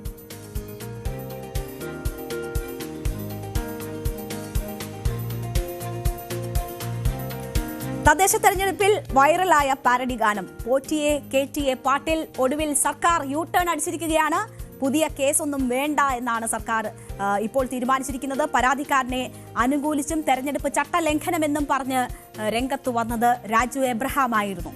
കടിച്ച പാമ്പിനെ കൊണ്ട് വിഷമിറക്കും വിധം രാജു എബ്രഹാം തന്നെ ഇന്ന് പറഞ്ഞതെല്ലാം തിരുത്തുകയാണ്, വിഴുങ്ങുകയാണ്. പരാതി കൊടുത്തത് തിരുവാഭരണ പാത സംരക്ഷണ സമിതി എന്ന സ്വതന്ത്ര സംഘടനയാണെന്നും വിഷയത്തിൽ പാർട്ടിക്ക് ഒരു ബന്ധമില്ല എന്നും രാജു എബ്രഹാം ഇന്ന് പറയുന്നു. കേസെടുത്തതിൽ വിമർശനം കടുക്കുകയും കേൾക്കാത്തവർ പോലും പാർട്ടിന് പിറകെ പോവുകയും ചെയ്തപ്പോഴാണ് പാർട്ടിക്കാർക്കും സർക്കാരിനുമൊക്കെ ഈ വൈകി വിവേകം ഉദിച്ചിരിക്കുന്നത്. എന്താണ് ഈ U-ടേണിലേക്ക് നയിച്ച കാരണങ്ങളെന്ന് നമുക്ക് വിശദമായി തന്നെ നോക്കാം. കേസിലെ പരാതിക്കാരനായ പ്രസാദ് കുഴിക്കാലയുടെ മൊഴി ഇന്ന് പോലീസ് രേഖപ്പെടുത്തിയിരുന്നു. അങ്ങനെ മൊഴിയെടുത്ത പോലീസാണ് ഇനി തുടർ നടപടികളൊന്നും വേണ്ട എന്ന് പറഞ്ഞ് നടപടികൾ മരവിപ്പിക്കുന്നത്. കേസിൽ ഗാനരചയിതാവ് GP കുഞ്ഞബ്ദുള്ള, ഗായകൻ ഡാനിഷ്, പാട്ട് ചിത്രീകരിച്ച CMS മീഡിയ നിർമ്മാതാവ് സുബൈർ പന്തല്ലൂർ എന്നിവരായിരുന്നു പ്രതികൾ. ഇവർക്കെതിരെ നടപടികൾ ഉണ്ടാകില്ല, പാട്ടിൽ കൂടുതൽ കേസ് വേണ്ട എന്ന് ADGP ജില്ലാ പോലീസ് മേധാവിമാർക്ക് നിർദ്ദേശം നൽകിയിട്ടുണ്ട്. സമൂഹ മാധ്യമങ്ങളിൽ നിന്ന് പാട്ട് നീക്കില്ലെന്നും മെറ്റയ്ക്കും ഗൂഗിളിനും കത്തയക്കില്ലെന്നും അറിയിപ്പുണ്ട്. അപ്പോൾ ഇതുവരെ എടുത്ത എല്ലാ നടപടികളും ഇതിൽ മരവിപ്പിച്ചിരിക്കുകയാണ്. ഇനി ഒന്നും ചെയ്യില്ല എന്ന് അവർ ഉറപ്പാക്കുകയാണ്. പാരഡി ഗാനത്തിന്റെ ലിങ്കുകൾ സമൂഹ മാധ്യമങ്ങളിൽ നിന്നും നീക്കം ചെയ്യണമെന്ന പോലീസ് നിർദ്ദേശത്തിനെതിരെ പ്രതിപക്ഷ നേതാവ് VD സതീശൻ രംഗത്ത് വന്നിരുന്നു. മെറ്റയ്ക്ക് കത്ത് നൽകിയിരുന്നു. അപ്പോൾ അങ്ങനെയൊക്കെയുള്ള സാഹചര്യങ്ങൾ ഉണ്ടായതിന് പിന്നാലെയാണ് ഇപ്പോൾ സർക്കാർ U-ടേൺ അടിക്കുന്നത്. ഈ U-ടേൺ വ്യക്തമാക്കുന്നതാണ് രാജു എബ്രഹാമിന്റെ വാക്കുകൾ. പരാതി കൊടുത്തത് തിരുവാഭരണ പാതാ സംരക്ഷണ സമിതി എന്ന സ്വതന്ത്ര സംഘടനയാണെന്നും വിഷയത്തിൽ പാർട്ടിക്ക് ഒരു ബന്ധമില്ല എന്നും രാജു എബ്രഹാം പറയുന്നു. രാജു എബ്രഹാം കഴിഞ്ഞ ദിവസം പറഞ്ഞത് ഗുരുതരമായ ചട്ടലംഘനമാണ് ഈ വിഷയത്തിൽ ഉണ്ടായിരിക്കുന്നത് എന്നതാണ്. തെരഞ്ഞെടുപ്പ് കമ്മീഷന് പരാതി കൊടുക്കും എന്നതായിരുന്നു രാജു എബ്രഹാം കഴിഞ്ഞ ദിവസം പറഞ്ഞത്. മാത്രവുമല്ല, ഈ പരാതിക്കാരനെ അനുകൂലിക്കുന്ന സമീപനമാണ് അദ്ദേഹം സ്വീകരിച്ചിരുന്നത്. അതാണ് ഇത്ര വലിയ വിവാദം ഈ വിഷയത്തിൽ ഉണ്ടാകാനുള്ള കാരണം. ഇപ്പോൾ അദ്ദേഹം പറയുന്നു, ആവിഷ്കാര സ്വാതന്ത്ര്യത്തിൽ ഇടപെടുന്ന പാർട്ടിയല്ല CPM. പാർട്ടിനെതിരല്ല, കൃത്യമായ നിലപാട് ഉള്ള പാർട്ടിയാണ് തങ്ങളുടേത്. ആവിഷ്കാര സ്വാതന്ത്ര്യത്തിനൊപ്പമാണ് തങ്ങളുടെ പാർട്ടി. തെരഞ്ഞെടുപ്പ് കമ്മീഷനിൽ പരാതി നൽകുന്നതും ആലോചിച്ച് തീരുമാനിക്കുമെന്നും ആണ് ഇപ്പോൾ CPM പത്തനംതിട്ട ജില്ലാ സെക്രട്ടറി രാജു എബ്രഹാം പറയുന്നത്. പാരഡി സംബന്ധിച്ച് പെറ്റീഷൻ കൊടുത്തിരിക്കുന്നത് പാർട്ടിയല്ല. പാരഡി സംബന്ധിച്ച് പാർട്ടിയുടെ ഒരു നിലപാട് ഇതുവരെ സ്വീകരിച്ചിട്ടില്ല. പാരഡി സംബന്ധിച്ച് പരാതി കൊടുത്തിരിക്കുന്നത് തിരുവാഭരണ സംരക്ഷണ സമിതി എന്ന സ്വതന്ത്ര സമിതിയാണ്. അത് പാർട്ടിക്ക് അതുമായിട്ട് ബന്ധമില്ല. അപ്പം നമ്മുടെ ഇന്നലെയൊക്കെ വാർത്ത ആവിഷ്കാര സ്വാതന്ത്ര്യത്തിൽ പാർട്ടി ഇടപെടുന്നു. പാർട്ടി അങ്ങനെ ആവിഷ്കാര സ്വാതന്ത്ര്യത്തിലും ഇടപെടുന്നൊരു പാർട്ടിയല്ല. ആവിഷ്കാര സ്വാതന്ത്ര്യത്തിന് വേണ്ടി ശക്തമായ നിലപാട് സ്വീകരിക്കുന്നതാണ് CPM, ഇടതുപക്ഷം. അപ്പോൾ തെറ്റിദ്ധരിപ്പിക്കുന്ന ചില വാർത്തകളാണ് പ്രചരിച്ചുകൊണ്ടിരിക്കുന്നത്. CPM അക്കാര്യത്തിൽ യാതൊരു ബന്ധവുമില്ല. ആവിഷ്കാര സ്വാതന്ത്ര്യത്തിനൊപ്പമാണ്. ഞാൻ മനസ്സിലാക്കുന്നത് തിരുവാഭരണ സംരക്ഷണ സമിതി, ആ സമിതി കൊടുത്തൊരു പെറ്റീഷനാണ്. ആ പെറ്റീഷൻ തെരഞ്ഞെടുപ്പ് കാലഘട്ടത്തിൽ അയ്യപ്പനെ ഉപയോഗിച്ചു. അതാണ് അവരുടെ പെറ്റീഷൻ ഞാൻ മനസ്സിലാക്കുന്നത്. അത് നമ്മളുമായിട്ട് അതെ, നമുക്കതിനകത്ത് ബന്ധമില്ല. പാർട്ടി നിലപാട് സ്വീകരിച്ചിട്ടില്ല. തെരഞ്ഞെടുപ്പ് ചട്ടലംഘനത്തെ സംബന്ധിച്ചിടത്തോളം ആലോചിക്കും എന്നാണ് ഞാൻ ഇന്നലെ പറഞ്ഞത്. ഞാൻ ആലോചിച്ചിട്ട് അറിയിക്കും.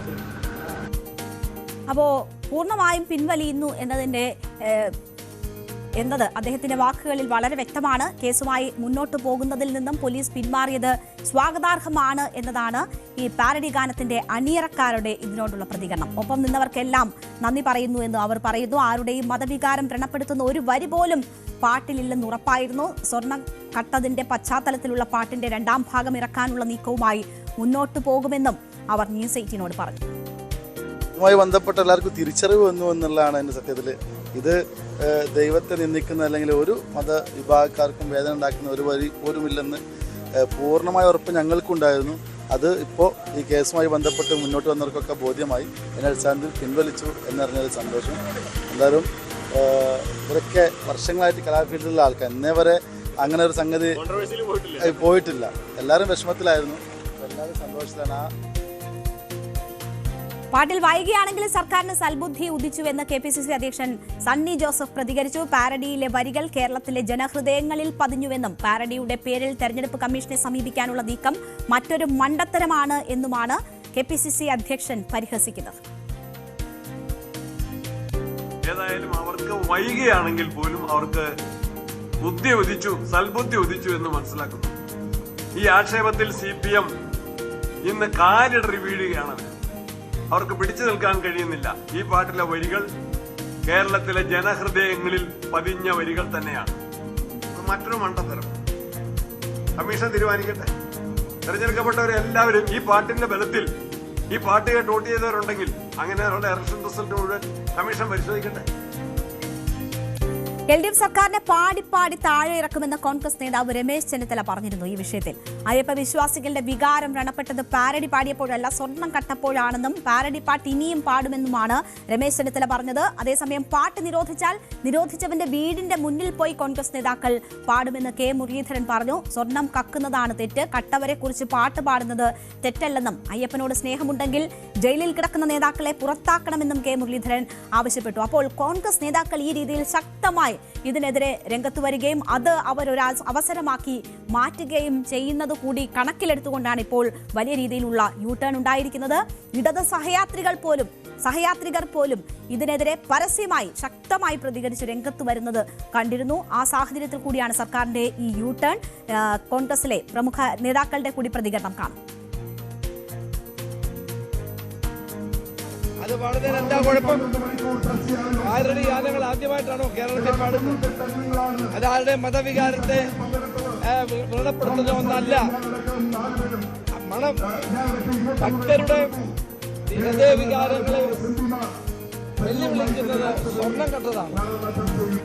ഇതിനെ പാരഡി ആയിട്ട് കണക്കാക്കേണ്ട കാര്യമില്ല. അതിൽ ദൈവം നിന്ന ഒരംശം പോലുമില്ല. ഈ സ്വർണം കക്കുന്നാണ് ഏറ്റവും വലിയ തെറ്റ്. അതല്ലാതെ കട്ടയനെ കുറിച്ച് പാട്ട് എഴുതുന്ന കുറ്റമല്ല. അപ്പോ പാരഡൈയിലെ നിലപാടുകൾ വിവാദത്തിനും വിമർശനത്തിനും കാരണമായതിന് പിന്നാലെ തിരിച്ചടി മുന്നിൽ കണ്ടുകൊണ്ടാണ് CPM-ഉം സർക്കാരും പിന്നോട്ട് പോകുന്നത്. നേരത്തെ മുഖ്യമന്ത്രിയുടെ മൈക്ക് പണിമുടക്കിയപ്പോൾ ഇതുപോലെ ഒരു കേസെടുത്തിരുന്നു. അത് വലിയ വിവാദമായി. അതിന് പിന്നാലെ ഇതുപോലെ യു-ടേൺ അടിക്കേണ്ടി വരുന്ന ഒരു സാഹചര്യം ആ കേസിലും ഉണ്ടായിരുന്നു. ഇത്തരം എടുത്തുചാട്ടങ്ങൾ ഉണ്ടാക്കുന്ന ഡാമേജ് യു-ടേൺ അടിച്ചാൽ മാത്രം ഇല്ലാതാകുന്നതല്ല, ആവർത്തിക്കാതിരിക്കാനുള്ള ജാഗ്രതയാണ് ബന്ധപ്പെട്ടവർ കാട്ടേണ്ടത്. എന്തായാലും തദ്ദേശ തെരഞ്ഞെടുപ്പ്, ഒപ്പം തന്നെ നേരത്തെ ഉണ്ടായിരുന്ന ലോക്സഭാ തെരഞ്ഞെടുപ്പ്, 2 തെരഞ്ഞെടുപ്പുകളിലെ വലിയ തിരിച്ചടിക്ക് ശേഷമാണ് ഏറ്റവും നിർണായകമായ നിയമസഭാ തെരഞ്ഞെടുപ്പിലേക്ക് പോകുന്നത്. അവിടെ ശക്തമായ മത്സരം കാഴ്ചവെക്കാൻ തുടർഭരണം എന്ന മുദ്രാവാക്യം ഇനി ഉയർത്തുമോ ഇല്ലയോ എന്നറിയില്ല. അവിടെ ഞങ്ങൾക്ക് ഡാമേജ് ഉണ്ടായിട്ടില്ല എന്ന് ബോധ്യപ്പെടുത്താൻ ഇനിയുള്ള ഓരോ നീക്കങ്ങളും വളരെ സൂക്ഷ്മമായി വേണം എന്ന സാഹചര്യത്തിലാണ് ഇത്തരമൊരു പാളിച്ച ഉണ്ടായിരിക്കുന്നത്. എന്തായാലും ആ ഡാമേജ് കൺട്രോളിനുള്ള ശ്രമങ്ങളാണ് ഇനി ഉണ്ടാവുക. നമുക്ക് ഒരു ചെറിയ ഇടവേള എടുക്കാം, അതിനുശേഷം തിരിച്ചു വരാം, മറ്റു വാർത്ത കേൾക്കാം.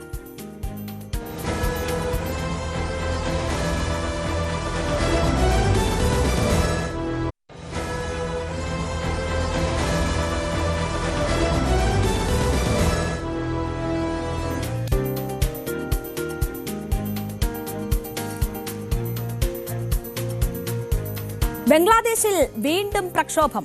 ജൻസി പ്രക്ഷോഭത്തിന്റെ മുൻനിരയിലുണ്ടായിരുന്ന വിദ്യാർത്ഥി നേതാവ് ഷെരീഫ് ഉസ്മാൻ ഹാദിയുടെ മരണത്തിന് പിന്നാലെയാണ് ബംഗ്ലാദേശിൽ വ്യാപക പ്രക്ഷോഭം അരങ്ങേറുന്നത്.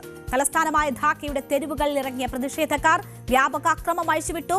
മാധ്യമ ഓഫീസുകൾ ഉൾപ്പെടെ നിരവധി സ്ഥാപനങ്ങൾക്ക് തീയിട്ടു. അവാമി ലീഗുമായി ബന്ധപ്പെട്ട കേന്ദ്രങ്ങൾക്ക് നേരെയും ആക്രമണമുണ്ടായി. അക്രമികൾ ഇന്ത്യ വിരുദ്ധ മുദ്രാവാക്യങ്ങൾ മുഴക്കിയതായും റിപ്പോർട്ടുണ്ട്. അയൽ രാഷ്ട്രം വീണ്ടും പ്രക്ഷോഭം നേരിടുമ്പോൾ ഇന്ത്യ ആ സാഹചര്യം സസൂക്ഷ്മം വീക്ഷിക്കുകയാണ്. ആരുടെ മരണമാണ് ബംഗ്ലാദേശിൽ വീണ്ടും ഈ പ്രക്ഷോഭം ആളിക്കത്തിക്കുന്നത്? ആരാണ് ഈ ഹാദിയുടെ മരണത്തിൽ എന്തുകൊണ്ടാണ് ബംഗ്ലാദേശിന്റെ തെരുവുകൾ വീണ്ടും കലാപകലുഷിതമാകുന്നത്? വിദ്യാർത്ഥി നേതാവും ഇൻകിലാബ് മഞ്ചിന്റെ വക്താവുമാണ് ഷരീഫ് ഉസ്മാൻ ഹാദി. മുൻ പ്രധാനമന്ത്രി ഷെയ്ഖ് ഹസീനയുടെ ഭരണത്തിനെതിരെ നടന്ന സമരങ്ങളിലെ പ്രധാന മുഖമായിരുന്നു ഇയാൾ. ഇന്ത്യ വിരുദ്ധ നിലപാടുകൾ സ്വീകരിച്ചിരുന്ന വിദ്യാർത്ഥി നേതാവ്, വിദ്യാർത്ഥി പ്രക്ഷോഭത്തിന് നേതൃത്വം നൽകിയ ഇൻകിലാബ് മഞ്ചിന്റെ വക്താവ്, 32-കാരനായ ഹാദി. 1994-ൽ ജലോഖദി ജില്ലയിലെ നാൽച്ചിദിയിൽ ഒരു മുസ്ലിം കുടുംബത്തിലായിരുന്നു ഹാദിയുടെ ജനനം. ഇന്ത്യ വിരുദ്ധ നിലപാടുള്ള ഒരു തീവ്ര നേതാവ്. നിരവധി ഇന്ത്യൻ പ്രദേശങ്ങൾ ഉൾപ്പെടുന്ന ഗ്രേറ്റർ ബംഗ്ലാദേശിന്റെ ഭൂപടങ്ങൾ ഹാദി തുടർച്ചയായി പ്രചരിപ്പിച്ചിരുന്നു. അവാമി ലീഗിനെ തകർക്കാനുള്ള ശ്രമങ്ങളുടെ മുൻപന്തിയിൽ നിന്നിരുന്ന തീവ്രവാദ സംഘടനയായി മുദ്രകുത്തപ്പെട്ടിരുന്ന സംഘമായിരുന്നു ഹാദി ഉൾപ്പെട്ട ഇൻക്ലാബ് മഞ്ച്. വിദ്യാർത്ഥി പ്രക്ഷോഭത്തിൽ പങ്കെടുത്തിട്ടും മുഹമ്മദ് യൂനിസ് സർക്കാർ പാർട്ടി പിരിച്ചുവിടുകയും ദേശീയ തെരഞ്ഞെടുപ്പുകളിൽ മത്സരിക്കുന്നതിൽ നിന്ന് വിലക്കുകയും ചെയ്തിട്ടും ആ വിലക്ക് ഹാദിക്ക് മാത്രം ബാധകമായില്ല. 2026 ഫെബ്രുവരിയിൽ നടക്കുന്ന ദേശീയ തെരഞ്ഞെടുപ്പിൽ പാർലമെന്റ് സീറ്റിലേക്ക് മത്സരിക്കാനിരിക്കെയാണ് ഹാദി കൊല്ലപ്പെട്ടത്. പ്രചാരണത്തിൽ ശ്രദ്ധ കേന്ദ്രീകരിച്ചുകൊണ്ടിരിക്കെ ഡിസംബർ 12-ന് ധാക്കയിലെ പള്ളിയിൽ നിന്ന് പുറത്തിറങ്ങിയപ്പോൾ മുഖം മൂടി ധരിച്ചെത്തിയ അക്രമികൾ ഹാദിയെ വെടിവെച്ച് വീഴ്ത്തുകയായിരുന്നു. മികച്ച ചികിത്സയ്ക്കായി വിമാനമാർഗം ഹാദിയെ സിംഗപ്പൂരിൽ എത്തിച്ചു. ഹാദി മരിച്ച വിവരം വിദേശകാര്യ മന്ത്രാലയം പ്രസ്താവനയിലൂടെയാണ് ജനങ്ങളെ അറിയിച്ചത്. ഹൃദയഭേദകമായ വാർത്തയാണെന്നും ജനങ്ങൾ യാഥാർത്ഥ്യം അംഗീകരിക്കണമെന്നും അനിഷ്ട സംഭവങ്ങൾ ഒഴിവാക്കണമെന്നും ബംഗ്ലാദേശിന്റെ മുഖ്യ ഉപദേഷ്ടാവായ മുഹമ്മദ് യൂനിസ് അഭ്യർത്ഥിച്ചിരുന്നു. ആ അഭ്യർത്ഥന പാടെ തള്ളിക്കൊണ്ടാണ് രാജ്യതലസ്ഥാനമായ ധാക്കയുടെ തെരുവുകളിൽ ഇറങ്ങിയ പ്രതിഷേധക്കാർ വ്യാപക അക്രമം അഴിച്ചുവിട്ടത്. മാധ്യമ ഓഫീസുകൾ ഉൾപ്പെടെ നിരവധി സ്ഥാപനങ്ങൾക്ക് അവർ തീയിട്ടു. അവാമി ലീഗുമായി ബന്ധപ്പെട്ട കേന്ദ്രങ്ങൾക്ക് നേരെയും ആക്രമണമുണ്ടായി. ചാറ്റോഗ്രാം ഉൾപ്പെടെ ബംഗ്ലാദേശിൽ ഉടനീളം നിരവധി നഗരങ്ങളിൽ അക്രമം റിപ്പോർട്ട് ചെയ്യപ്പെട്ടു. ബംഗ്ലാദേശി പത്രങ്ങൾക്കും മാധ്യമ സ്ഥാപനങ്ങൾക്കും ജനക്കൂട്ടം തീയിട്ടു. പ്രമുഖ മാധ്യമ സ്ഥാപനങ്ങളായ ഡെയിലി സ്റ്റാർ, പഥമാലോ എന്നിവയുടെ ഓഫീസ് സ്ഥിതി ചെയ്യുന്ന കെട്ടിടത്തിന് അക്രമികൾ തീയിട്ടു. അക്രമികൾ ഇന്ത്യ വിരുദ്ധ മുദ്രാവാക്യങ്ങൾ മുഴക്കിയതായും റിപ്പോർട്ടുണ്ട്. 100 കണക്കിന് പ്രതിഷേധക്കാർ ധാക്കയിലെ ഇന്ത്യൻ ഡെപ്യൂട്ടി കമ്മീഷണറുടെ ഓഫീസിന് മുന്നിൽ സംഘടിച്ചെത്തി. ഹാദിയുടെ കൊലപാതകങ്ങൾ ഇന്ത്യയിലേക്ക് കടന്നെന്നാരോപിച്ചായിരുന്നു ഈ പ്രതിഷേധം. ഇവരെ തിരിച്ചെത്തിക്കും വരെ ഹൈക്കമ്മീഷൻ ഓഫീസ് അടച്ചുപൂട്ടണമെന്ന് പ്രതിഷേധക്കാർ ആവശ്യപ്പെട്ടു. പോലീസ് കണ്ണീർ വാതകം പ്രയോഗിച്ചാണ് ഇവരെ പിരിച്ചുവിട്ടത്. ഹാദിയെ വെടിവെച്ചാക്രമികൾക്കായി ബംഗ്ലാദേശിൽ പോലീസ് അന്വേഷണം ആരംഭിച്ചിരുന്നു. 2 പ്രധാന പ്രതികളുടെ ചിത്രങ്ങൾ പുറത്തുവിട്ടിരുന്നു. അവരെ അറസ്റ്റ് ചെയ്യുന്നതിലേക്ക് നയിക്കുന്ന വിവരങ്ങൾ നൽകുന്നവർക്ക് 5 ദശലക്ഷം ടാക്ക, ഏകദേശം ഏതാണ്ട് $42,000 പ്രതിഫലവും വാഗ്ദാനം ചെയ്തിരുന്നു. ഫെബ്രുവരി 12 തെരഞ്ഞെടുപ്പ് വരെ ബംഗ്ലാദേശിനെ നയിക്കുന്ന നൊബേൽ സമാധാന ജേതാവും ഇടക്കാല നേതാവുമായ മുഹമ്മദ് യൂനിസ് ഹാദിയുടെ മരണത്തിൽ ദുഃഖാചരണം പ്രഖ്യാപിച്ചു. സർക്കാർ, അർദ്ധ സർക്കാർ, സ്വകാര്യ സ്ഥാപനങ്ങൾ, വിദേശത്തുള്ള ബംഗ്ലാദേശ് മിഷനുകൾ, ഇവയെല്ലാം ദേശീയ പതാക പകുതി താഴ്ത്തിക്കെട്ടണമെന്ന് പറഞ്ഞിരുന്നു. പള്ളികളിൽ പ്രത്യേക പ്രാർത്ഥനകളും ഹാദിക്ക് വേണ്ടി നടന്നിരുന്നു. രക്തസാക്ഷിയായി പ്രഖ്യാപിച്ച് ഉസ്മാൻ ഹാദിയുടെ കുടുംബത്തിന്റെ ഉത്തരവാദിത്തം സർക്കാർ ഏറ്റെടുക്കും എന്നൊക്കെയുള്ള പ്രഖ്യാപനങ്ങൾ ഉണ്ടായിട്ടും ഇന്ത്യ വിരുദ്ധനും ഒരു തീവ്രവാദ സംഘടന എന്ന് തന്നെ പറയാം, അതിന്റെ നേതാവുമായ ഹാദിയുടെ മരണത്തിൽ വലിയ പ്രതിഷേധങ്ങളിലേക്ക് ബംഗ്ലാദേശ് വഴിമാറിയിരിക്കുകയാണ്. എങ്ങനെയാണ് ഈ വിഷയം ഇന്ത്യയെ ബാധിക്കുന്നതെന്ന് കൂടി നോക്കാം. മുൻ പ്രധാനമന്ത്രി ഷെയ്ഖ് ഹസീന സ്ഥാനഭ്രഷ്ടയായതോടെ ബംഗ്ലാദേശിൽ തീവ്ര ഇസ്ലാമിന്റെ സ്വാധീനം വർദ്ധിച്ചു വരികയാണ്. 1971 വിമോചന യുദ്ധത്തിന്റെ പൈതൃകം തുടച്ചു നീക്കാനുള്ള ശ്രമങ്ങളും ഇന്ത്യയിൽ നിന്നുള്ള പൂർണ്ണമായ അകൽച്ചയുമൊക്കെ ഈ സമയങ്ങളിൽ ലക്ഷക്കണക്കിന് ബംഗ്ലാദേശികളുടെ പീഡനത്തിനും ബലാത്സംഗത്തിനും കൊലപാതകത്തിനും കാരണമായ പാകിസ്ഥാനോടുള്ള അവരുടെ അടുപ്പവുമൊക്കെ ഈ കാലഘട്ടത്തിൽ ഉണ്ടായിക്കൊണ്ടിരിക്കുന്നത് ഇന്ത്യ കാണുകയാണ്, സസൂക്ഷ്മം നിരീക്ഷിക്കുകയാണ്. ബംഗ്ലാദേശിൽ ഇങ്ങനെ ഒരു ട്രെൻഡ് തന്നെ ഉടലെടുത്തിരിക്കുന്ന ഒരു സാഹചര്യമാണുള്ളത്. ഇന്ത്യയുടെ വടക്ക് കിഴക്കൻ മേഖലയെക്കുറിച്ചുള്ള പ്രകോപനപരമായ പ്രസ്താവനകൾ ഉൾപ്പെടെ നിരവധി ഇന്ത്യ വിരുദ്ധ പ്രസ്താവനകൾ ബംഗ്ലാദേശിലെ രാഷ്ട്രീയ വേദികളിൽ മുഴങ്ങിക്കൊണ്ടിരിക്കുന്ന ഒരു സാഹചര്യം കൂടിയാണ്. മുഹമ്മദ് യൂനിസിന്റെ പരാമർശങ്ങൾ തന്നെ ഇതിന് കാരണമായിട്ടുണ്ട് എന്നത് ഒരു വസ്തുതയാണ്. ഹാദിക്കെതിരായ വധശ്രമം ഉണ്ടായപ്പോൾ തന്നെ ഇന്ത്യക്കെതിരെ അത് തിരിക്കാനുള്ള ആസൂത്രിതമായ നീക്കങ്ങൾ അവിടെ നടന്നു. അവാമി ലീഗുമായി ബന്ധപ്പെട്ട സംഘടനകളുമായി ബന്ധമുള്ള 3 പ്രതികളെ പോലീസ് തിരിച്ചറിഞ്ഞിരുന്നു. ഹാദി പങ്കെടുത്ത രാഷ്ട്രീയ പാർട്ടികളിൽ ഇവർ 3 പേരും ഒരുമിച്ച് നിൽക്കുന്നതിന്റെ ചിത്രങ്ങളൊക്കെ സോഷ്യൽ മീഡിയയിൽ പ്രചരിച്ചിരുന്നു. പക്ഷേ എന്നിട്ടും അത് ഒക്കെ ഇന്ത്യയിലേക്ക് അതിന്റെ മുന നീളുന്ന തരത്തിൽ വളരെ ഗൂഢമായിട്ടുള്ള നീക്കങ്ങൾ അതിന് പിന്നിലുണ്ടായി. ആക്രമണകാരികൾക്ക് ഇന്ത്യയുമായി ബന്ധമുണ്ടെന്ന ആരോപണങ്ങൾ ഡിസംബർ 14 ഇന്ത്യ ശക്തമായി തന്നെ തള്ളിക്കളഞ്ഞതാണ്. ഹാദിക്കെതിരായ വധശ്രമത്തെക്കുറിച്ച് തീവ്രവാദികൾ സൃഷ്ടിക്കാൻ ശ്രമിക്കുന്ന ഗൂഢനീക്കങ്ങൾ പൂർണ്ണമായും തള്ളിക്കളയുന്നു എന്നതാണ് ഇന്ത്യ അക്കാര്യത്തിൽ വ്യക്തമാക്കിയത്. പക്ഷേ ഇപ്പോൾ പ്രക്ഷോഭങ്ങളിലും ഇന്ത്യ വിരുദ്ധ മുദ്രാവാക്യങ്ങൾ ആളിക്കത്തിക്കാനുള്ള ശ്രമമാണ് ബംഗ്ലാദേശിൽ നടന്നു വരുന്നത്. ഈ സാഹചര്യത്തിൽ ഇന്ത്യ എല്ലാം സസൂക്ഷ്മം നിരീക്ഷിക്കുകയാണ്. 1971 വിമോചന യുദ്ധത്തിന് ശേഷം ബംഗ്ലാദേശിലെ മാറിക്കൊണ്ടിരിക്കുന്ന രാഷ്ട്രീയ സാഹചര്യം ഇന്ത്യ നേരിടുന്ന ഏറ്റവും വലിയ വെല്ലുവിളിയാണെന്നാണ് വിദേശകാര്യ പാർലമെന്ററി സ്റ്റാൻഡിംഗ് കമ്മിറ്റി കഴിഞ്ഞ ദിവസം മുന്നറിയിപ്പ് നൽകിയത്. ഇസ്ലാമിസ്റ്റ് ശക്തികളുടെ പുനരുജ്ജീവനം, മാറിക്കൊണ്ടിരിക്കുന്ന ആഭ്യന്തര രാഷ്ട്രീയ സാഹചര്യങ്ങൾ, ചൈനയുടെയും പാകിസ്ഥാന്റെയും വർദ്ധിച്ചു വരുന്ന സ്വാധീനം എന്നിവ ചൂണ്ടിക്കാട്ടി ശശി തരൂർ അധ്യക്ഷനായ പാർലമെന്ററി സമിതിയാണ് ഇത്തരത്തിലുള്ള ഒരു റിപ്പോർട്ട് പാർലമെന്റിൽ സമർപ്പിച്ചിരിക്കുന്നത്. ബംഗ്ലാദേശിലെ രാഷ്ട്രീയ പരിവർത്തനവും പുനഃക്രമീകരണവും ഇന്ത്യയുടെ സുരക്ഷയിലും വിദേശ നയ അന്തരീക്ഷത്തിലും വെല്ലുവിളികൾ ഉയർത്തുന്നുവെന്ന് ഈ റിപ്പോർട്ടിൽ പറയുന്നുണ്ട്. ബംഗ്ലാദേശിന്റെ പാകിസ്ഥാനുമായുള്ള ബന്ധത്തിലുണ്ടായ മാറ്റം, അടിസ്ഥാന സൗകര്യങ്ങൾ, തുറമുഖ വികസനം, പ്രതിരോധ സഹകരണം എന്നീ മേഖലകളിൽ ചൈന ഉണ്ടാക്കിയെടുക്കുന്ന സ്വാധീനം എന്നിവയിൽ ഈ കമ്മിറ്റി വലിയ ആശങ്ക പ്രകടിപ്പിച്ച സാഹചര്യം കൂടിയാണുള്ളത്. വിദേശ ശക്തികൾ ബംഗ്ലാദേശിൽ സൈനിക താവളം സ്ഥാപിക്കുന്നത് കർശനമായി നിരീക്ഷിക്കണമെന്ന് ഈ പാനൽ ശുപാർശ ചെയ്തിട്ടുണ്ട്. ഷെയ്ഖ് ഹസീനയ്ക്ക് ഇന്ത്യ അഭയം നൽകിയതും വിട്ടുനൽകണമെന്ന ആവശ്യം പരിഗണിക്കാത്തതുമൊക്കെ ഇരു രാഷ്ട്രങ്ങളുടെയും ബന്ധത്തിൽ വിള്ളൽ വീഴ്ത്തിയിരുന്ന ഒരു സാഹചര്യം കൂടിയാണ്. അവിടെ പരുവപ്പെടുന്ന പുതിയ രാഷ്ട്രീയ സാഹചര്യം സംബന്ധിച്ചുള്ള നിരീക്ഷണമാണ് ആ കമ്മിറ്റി റിപ്പോർട്ടിൽ പ്രധാനമായും ഉൾപ്പെടുത്തിയിട്ടുള്ളത്. ഈ സാഹചര്യത്തിൽ ബംഗ്ലാദേശിലെ ഇപ്പോഴത്തെ സ്ഥിതിഗതികൾ ഇന്ത്യ സസൂക്ഷ്മം നിരീക്ഷിക്കുകയാണ്. പാകിസ്ഥാന്റെയും ചൈനയുടെയും ഇടപെടലുകളും ഇന്ത്യ കൃത്യമായി നിരീക്ഷിക്കുന്നു. അതിന്റെ അടിസ്ഥാനത്തിലായിരിക്കും ഇന്ത്യ തുടർ നടപടികൾ സ്വീകരിക്കുക. അയൽ രാജ്യത്തുണ്ടാകുന്ന ഇത്തരം അരക്ഷിതമായിട്ടുള്ള സാഹചര്യങ്ങൾ ഇന്ത്യയെ സംബന്ധിച്ച് അത്ര നല്ലതല്ല. ആ സാഹചര്യത്തിലാണ് കൃത്യമായ നിരീക്ഷണവും മറ്റും ഇന്ത്യ ഉറപ്പാക്കുന്നത് ഈ ഘട്ടത്തിൽ.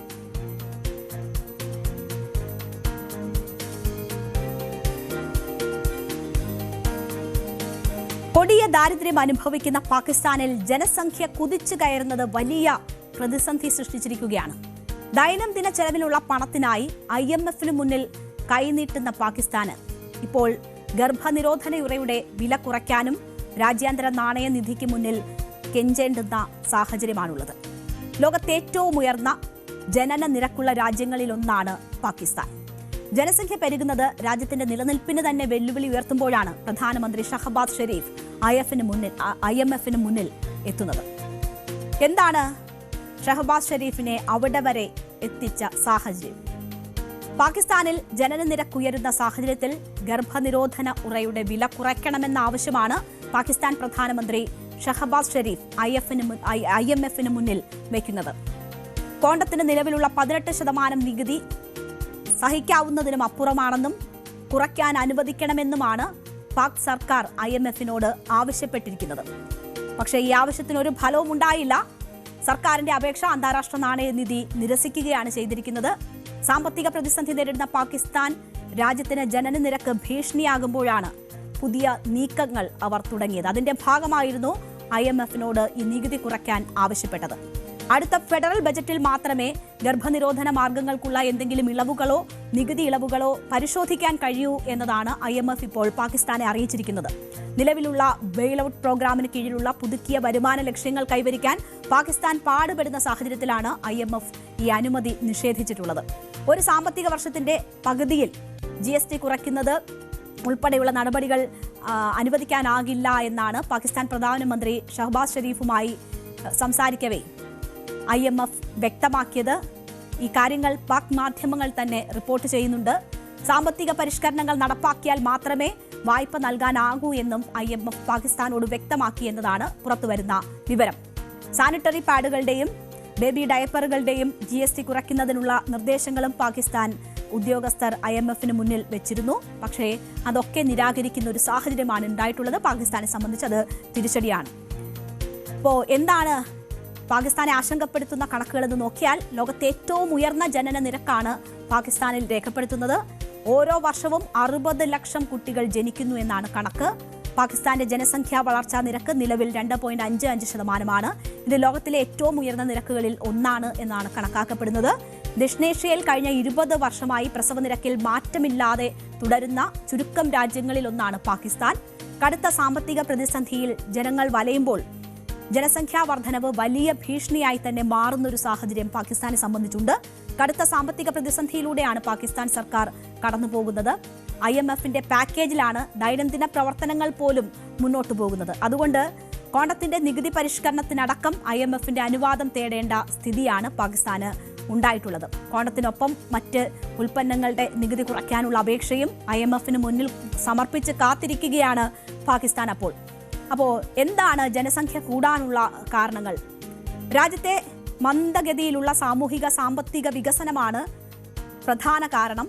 വിദ്യാഭ്യാസം, കുടുംബാസൂത്രണ പരിഷ്കരണങ്ങൾ എന്നിവയെ ഭരണകൂടം തന്നെ അവഗണിക്കുന്നു. ഇത് പാകിസ്ഥാനിൽ ജനസംഖ്യ കുതിച്ചുയരാൻ കാരണമായി. സ്ത്രീ വിദ്യാഭ്യാസത്തിന്റെ കുറവുണ്ട്, ഉയർന്ന ശിശുമരണ നിരക്ക്, കുറഞ്ഞ വരുമാന വളർച്ച എന്നിവയാണ് ഈ സ്തംഭനാവസ്ഥയിലേക്ക് നയിക്കുന്ന പ്രധാനപ്പെട്ട ഘടകങ്ങൾ. ദാരിദ്ര്യം മറ്റൊരു ഘടകം. ദക്ഷിണേഷ്യയിൽ കഴിഞ്ഞ 20 വർഷമായി പ്രസവ നിരക്കിൽ മാറ്റമില്ലാത്ത രാജ്യങ്ങളിൽ ഒന്നാണ് പാകിസ്ഥാൻ.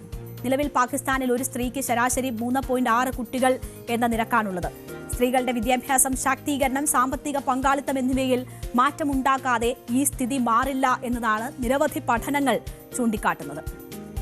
ഇപ്പോഴത്തേത് വൈകി വരുന്ന ഇടപെടലാണ്. പാകിസ്ഥാൻ ജനസംഖ്യാ പ്രതിസന്ധിയിലേക്ക് നീങ്ങുന്നു എന്ന പഠനങ്ങളുടെയും കണക്കുകളുടെയും അടിസ്ഥാനത്തിലാണ് ഇങ്ങനെ ഒരു നീക്കം ഇപ്പോൾ ഭരണകൂടത്തിന്റെ ഭാഗത്തു നിന്നും ഉണ്ടാകുന്നത്. രാജ്യത്തെ ജനസംഖ്യാ വളർച്ച ലഭ്യമായ വിഭവങ്ങളെ മറികടക്കുന്നു എന്നതാണ് സാഹചര്യം.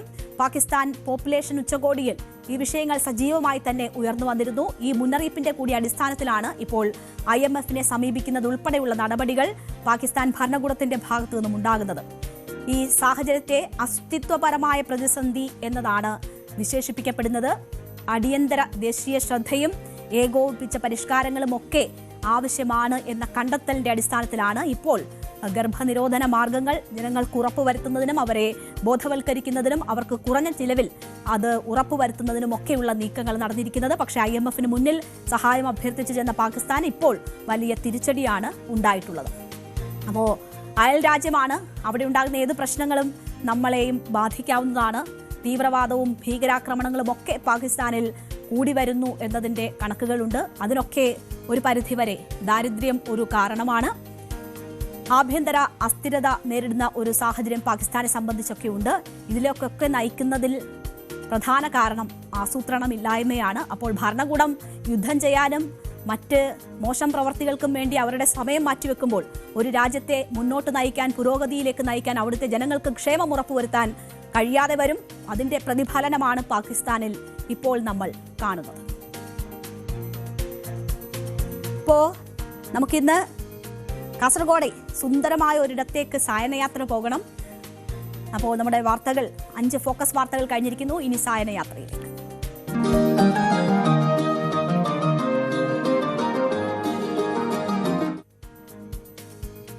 അപ്പോൾ കണ്ണെത്താ ദൂരത്തോളം പരന്നു കിടക്കുന്ന പുൽമേടുകളിലൂടെ അതിൻ്റെയൊക്കെ സൗന്ദര്യം ആസ്വദിച്ചുകൊണ്ടാണ് ഇന്നത്തെ നമ്മുടെ യാത്ര.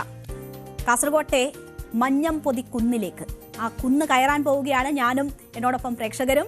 സൂര്യോദയവും അസ്തമയവും ഒക്കെ ഇവിടെ ഒരുപോലെ ആസ്വദിക്കാൻ കഴിയും. പ്രകൃതി സൗന്ദര്യം മാത്രമല്ല, സംസ്ഥാനത്തെ ആദ്യത്തെ പരിസ്ഥിതി സെൻസിറ്റീവ് ആസ്ട്രോ ടൂറിസം പദ്ധതിയായി ഈ മഞ്ഞംപൊതിക്കുന്ന് പരിണമിച്ചുകൊണ്ടിരിക്കുകയാണ്. ഞങ്ങളുടെ പ്രതിനിധി KV ബൈജുവാണ് അവിടേക്ക് പോയിട്ടുള്ളത്. അവിടുത്തെ സൗന്ദര്യം ആസ്വദിച്ച് നമുക്ക് തിരിച്ചെത്താം. സമുദ്രനിരപ്പിൽ നിന്നും 2500ഓളം അടി ഉയരത്തിലുള്ള മഞ്ഞംപതി കുന്നിലാണ് നമ്മളിപ്പോൾ ഉള്ളത്. കാഞ്ഞങ്ങാട് നിന്നും 5 കിലോമീറ്റർ സഞ്ചരിച്ചാൽ മഞ്ഞംപതി കുന്നിലെത്താം. കാസർഗോഡ് നഗരത്തിൽ നിന്നും 31 കിലോമീറ്റർ സഞ്ചരിച്ചാൽ നമുക്കിവിടെ എത്താം. അതുപോലെ തന്നെ മംഗളൂരു എയർപോർട്ടിൽ നിന്നും 92 കിലോമീറ്റർ സഞ്ചരിച്ചാലും മഞ്ഞംപതി കുന്നിലെത്താം. പ്രകൃതി മനോഹരമായ ഈ സ്ഥലത്ത് ഏറ്റവും വലിയ പ്രത്യേകത വാന നിരീക്ഷണത്തിന് പറ്റിയൊരു ഇടം എന്നതാണ്. എന്തായാലും നമുക്ക് മഞ്ഞംപതി കുന്നിലെ വിശേഷങ്ങൾ കാണാം.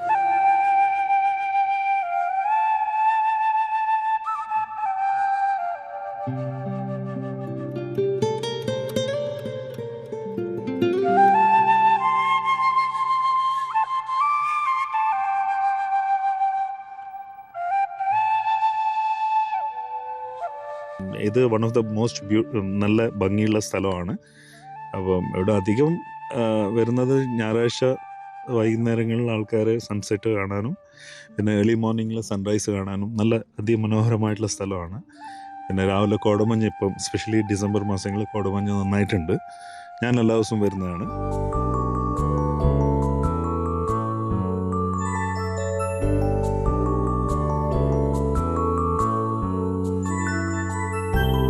രാമായണ കഥയുമായി മഞ്ഞംപതി കുന്നിന് ബന്ധമുണ്ട്. രാമരാവണ യുദ്ധത്തിൽ പരിക്കേറ്റ ലക്ഷ്മണനെ മൃതസഞ്ജീവന് കൊണ്ടുവരാൻ ഹനുമാൻ പർവ്വതം കൊണ്ടുവരുമ്പോൾ അടർന്നു വീണുണ്ടായതാണ് മഞ്ഞംപതി കുന്നെന്ന ഒരു ഐതിഹ്യം കൂടിയുണ്ട്. നമുക്ക് തൊട്ടുപിറകിൽ കാണുന്ന അവിടെയാണ് ഒരു വീരമാരുതി ക്ഷേത്രവും സ്ഥിതി ചെയ്യുന്നത്.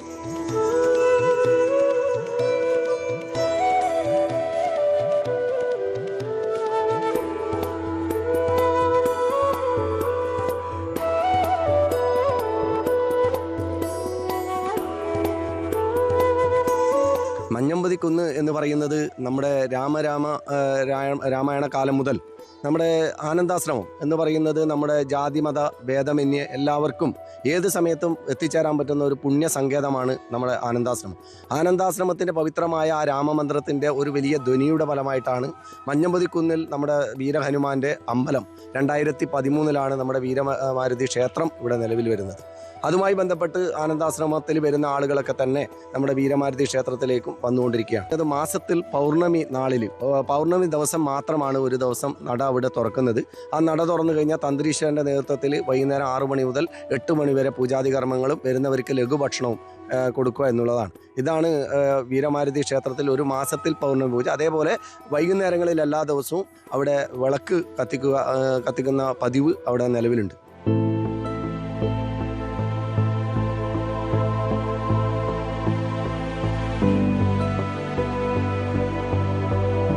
സൂര്യോദയവും അസ്തമനവും ഒരേ സ്ഥലത്ത് നിന്ന് കാണാമെന്നതാണ് മഞ്ഞംപതി കുന്നിൻ്റെ മറ്റൊരു പ്രത്യേകത.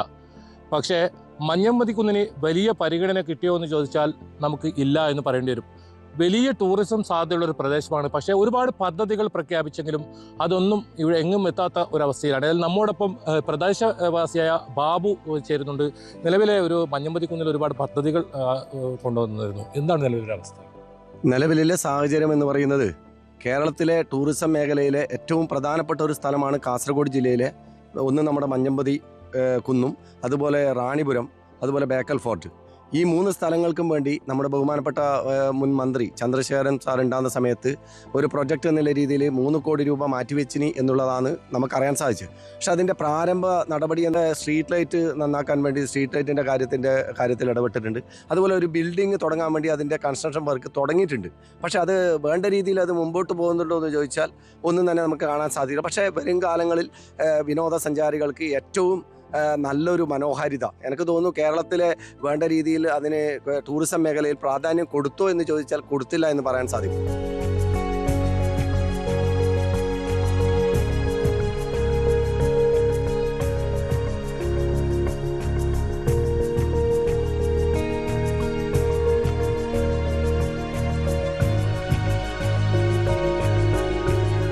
ശനി ഞായർ ദിവസങ്ങളിലാണ് ഇവിടെ ഏറ്റവും കൂടുതൽ സഞ്ചാരികൾ എത്തുന്നത്. എന്തായാലും ശുദ്ധ വായു ശ്വസിക്കാം, അതോടൊപ്പം അറബിക്കടലിൻ്റെ സൗന്ദര്യം കാണാം, താഴെ അരയിപ്പുഴ ഒഴുകുന്നത് കാണാം. മാത്രമല്ല പ്രകാശ മലിനീകരണം സംസ്ഥാനത്ത് ഏറ്റവും കുറവുള്ള ഒരു സ്ഥലം കൂടിയാണിത്. അതുകൊണ്ട് തന്നെ വാന നിരീക്ഷണത്തിന് പറ്റിയ ഒരു ഇടമാണ് സംസ്ഥാനത്ത് തന്നെ. ഏതായാലും കാസർഗോഡ് ജില്ലയെ സംബന്ധിച്ചിടത്തോളം കേരളത്തിലെ ഊട്ടി എന്നറിയപ്പെടുന്ന റാണിപുരം, അതോടൊപ്പം ലോക ടൂറിസം ഭൂപടത്തിൽ തന്നെ ഇടം പിടിച്ച ബേക്കൽ കോട്ട, ഇവയെ ബന്ധിപ്പിച്ച് ഒരു ടൂറിസം പദ്ധതി തന്നെ ആവിഷ്കരിച്ചിരുന്നെങ്കിലും അത് നടപ്പിലായിട്ടില്ല. ഏതായാലും അത്തരം പദ്ധതികൾ ഉണ്ടായാൽ മഞ്ഞമ്മതി കുന്ന് വലിയ സഞ്ചാരികളുടെ ഒരു കേന്ദ്രമായി മാറും. അത്തരം പദ്ധതികൾ പ്രഖ്യാപിച്ചിട്ടുണ്ടെങ്കിലും അത് വളരെ വേഗം തന്നെ നടപ്പിലാക്കണമെന്നൊരു ആവശ്യം തന്നെയാണ് ഉയരുന്നത്. അങ്ങനെ മഞ്ഞമ്മതി കുന്നിനെയും നമ്മുടെ സംസ്ഥാനത്ത് തന്നെ ടൂറിസം ഭൂപടത്തിൽ ഇടം പിടിക്കുന്ന രീതിയിലേക്ക് ഉയർത്തിക്കൊണ്ടുവരാനുള്ള നടപടികളാണ് സ്വീകരിക്കേണ്ടത്. അത്തരം നടപടികൾ അധികൃതരുടെ ഭാഗത്തുനിന്ന് ഉണ്ടാവും തന്നെ പ്രതീക്ഷിച്ചുകൊണ്ട് കാസർഗോഡ് മഞ്ഞമ്മതി കുന്നിൽ നിന്നും KB ബൈജു, ന്യൂസ് 18. ഇപ്പോൾ ബേക്കലൊക്കെ കാണാൻ പോകുന്നവർക്ക് അതിൻ്റെ കൂടെ ചേർത്ത് വെക്കാവുന്ന ഒരു സുന്ദരമായ ഇടമാണ് മഞ്ഞമ്മതി കുന്ന്. അവിടുത്തെ സൂര്യോദയവും അസ്തമയവും ഒക്കെ വളരെ പേരുകേട്ടതാണ്. അപ്പോൾ പ്രേക്ഷകർക്ക് അങ്ങനെ ഒരു ട്രിപ്പ് പ്ലാൻ ചെയ്യുമ്പോൾ അതിന് ഉപകാരപ്പെടുന്ന ഒരിടമാണ് ഞങ്ങളുടെ പ്രതിനിധി KB ബൈജു പരിചയപ്പെടുത്തിയിരിക്കുന്നത്. മഞ്ഞമ്മതി കുന്നിന് ഇനിയും കൂടുതൽ പരിഗണനകൾ ആവശ്യമാണ്. അതിലേക്ക് കൂടി അധികാരികളുടെ ശ്രദ്ധയെത്തട്ടെ എന്ന് നമുക്ക് ആഗ്രഹിക്കാം. നമ്മളുടെ സമയം ഇന്നിവിടെ പൂർണ്ണമാവുകയാണ്. ഇടവേളയ്ക്ക് ശേഷം ലൈവ് at 6 കാണാം. എല്ലാ പ്രേക്ഷകർക്കും നന്ദി.